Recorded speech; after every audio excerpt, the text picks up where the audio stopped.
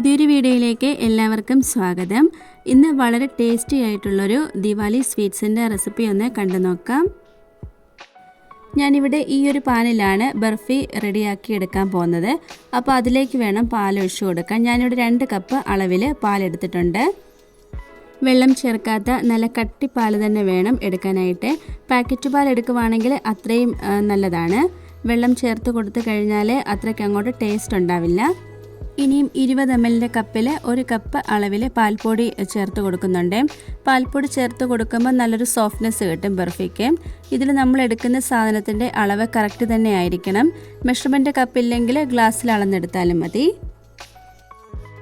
പാൽപ്പൊടി നന്നായി തന്നെ മിക്സാക്കി കൊടുക്കണം. ഈ ഒരു പാൽപ്പൊടി മിക്സാക്കിയതിന് ശേഷം മാത്രമേ ഇതിലേക്ക് കണ്ടൻസ്ഡ് മിൽക്ക് ചേർത്ത് കൊടുക്കാവൂ. ഞാനിവിടെ 1 കപ്പ് അളവിലാണ് ചേർത്ത് കൊടുക്കുന്നത്. കാരമൽ ഫ്ലേവർ കണ്ടൻസ്ഡ് മിൽക്കാണ് ഞാനിവിടെ എടുത്തേക്കുന്നത്. അതാണ് ഈ ഒരു കളറ്. എന്നിട്ട് ഇത് നന്നായി തന്നെ മിക്സാക്കി കൊടുക്കണം. ആദ്യത്തെ ഒരു 5 മിനിറ്റ് ഹൈ ഫ്ലെയിമിലും ഇതൊന്ന് കുറുകി വന്നതിന് ശേഷം ലോ ഫ്ലെയിമിലും വെച്ചിട്ട് വേണം ഇത് കുക്ക് ചെയ്തെടുക്കാനായിട്ട്. 250 ml അടുത്ത് പനീർ പൊടിച്ച് എടുത്തിട്ടുണ്ട്. പനീർ ഉണ്ടാക്കുന്നതൊക്കെ എല്ലാവർക്കും അറിയുന്നതായിരിക്കുമല്ലോ. ക്യൂബ്സായിട്ട് എടുത്തതാണെങ്കിൽ മിക്സിയിലിട്ട് ഇതുപോലെ ഒന്ന് പൊടിച്ചെടുക്കണം. നമ്മൾ പാല് പിരിച്ചു കഴിഞ്ഞ് അതിൻ്റെ ആ ഒരു വെള്ളമൊക്കെ കളഞ്ഞ് ഒരു ബോൾ പരുവത്തിൽ ആക്കി എടുത്തിട്ട് തണുത്ത വെള്ളത്തിൽ ഇട്ട് കൊടുക്കുവാണെങ്കിൽ നല്ല സോഫ്റ്റായിട്ട് കിട്ടും പനീർ. ഇനി ഇതിലേക്ക് പഞ്ചസാര ചേർത്ത് കൊടുക്കാം.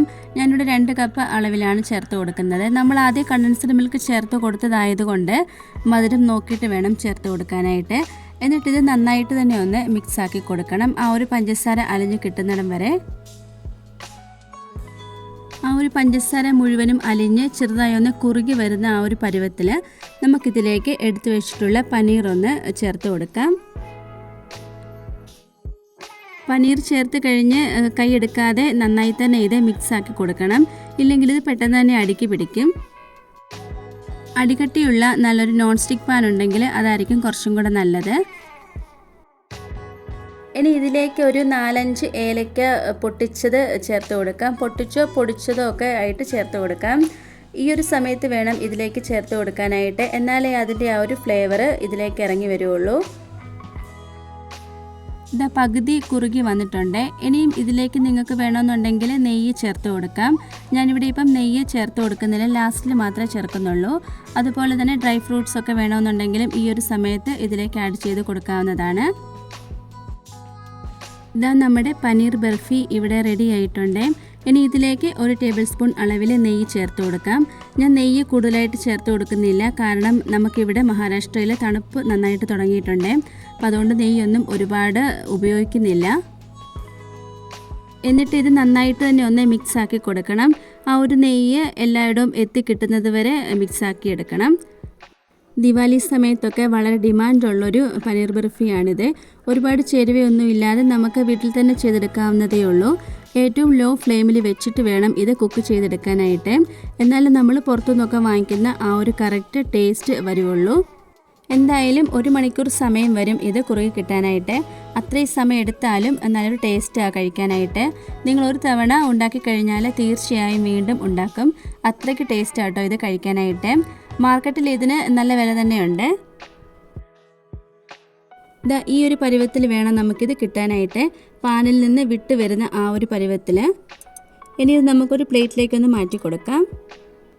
പ്ലേറ്റിൽ കുറച്ച് നെയ്യോ അല്ലെങ്കിൽ ഓയിലോ സ്പ്രെഡ് ചെയ്ത് കൊടുത്തിട്ട് വേണം ഇത് വെച്ച് കൊടുക്കാനായിട്ട്.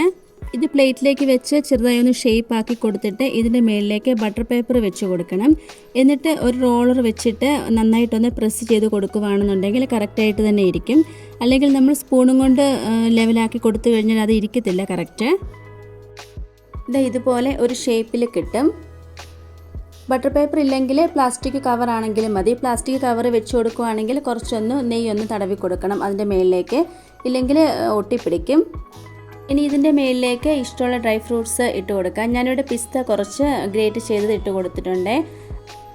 ഡ്രൈ ഫ്രൂട്ട്സ് ഇട്ട് കൊടുത്തു കഴിഞ്ഞിട്ട് ഇതിൻ്റെ മുകളിൽ ഒന്നുകൂടെ ഒന്ന് റോളർ വെച്ചൊന്ന് പ്രസ് ചെയ്ത് കൊടുക്കണം, ഇല്ലെങ്കിൽ ആ പിസ്തയൊക്കെ ഇങ്ങനെ പോരും. ഇനി ഇത് ഒരു ബട്ടർ പേപ്പർ വെച്ച് നന്നായിട്ടൊന്ന് മൂടി വെച്ച് കൊടുക്കണം. ഇല്ലെങ്കിൽ ഇതിൻ്റെ ആ ഒരു ചൂട് പോയി കഴിഞ്ഞാൽ മേൽഭാഗമൊക്കെ പെട്ടെന്ന് തന്നെ ഡ്രൈ ആയി പോകും. ഇത് നമ്മുടെ പനീർ ബർഫി ഇപ്പോൾ ഇവിടെ റെഡി ആയിട്ടുണ്ട്. ചൂടൊക്കെ മാറി നല്ല തണുത്ത് കിട്ടിയിട്ടുണ്ട്. ഇനി ഇത് നമുക്ക് ഇഷ്ടമുള്ള ഷേപ്പിലൊന്ന് കട്ട് ചെയ്തെടുക്കാം. നമ്മുടെ പനീർ ബർഫി റെഡി ആയിട്ടുണ്ട്. കാണുമ്പോൾ തന്നെ അറിയാൻ പറ്റും നന്നായി തന്നെ സെറ്റായി വന്നിട്ടുണ്ട്. ടേസ്റ്റ് വ്യത്യാസം ഒന്നും തന്നെയില്ല. നമ്മൾ പുറത്ത് ഷോപ്പിൽ നിന്നൊക്കെ വാങ്ങിക്കുന്ന കറക്റ്റ് ആ ഒരു ടേസ്റ്റ് തന്നെയാണ്.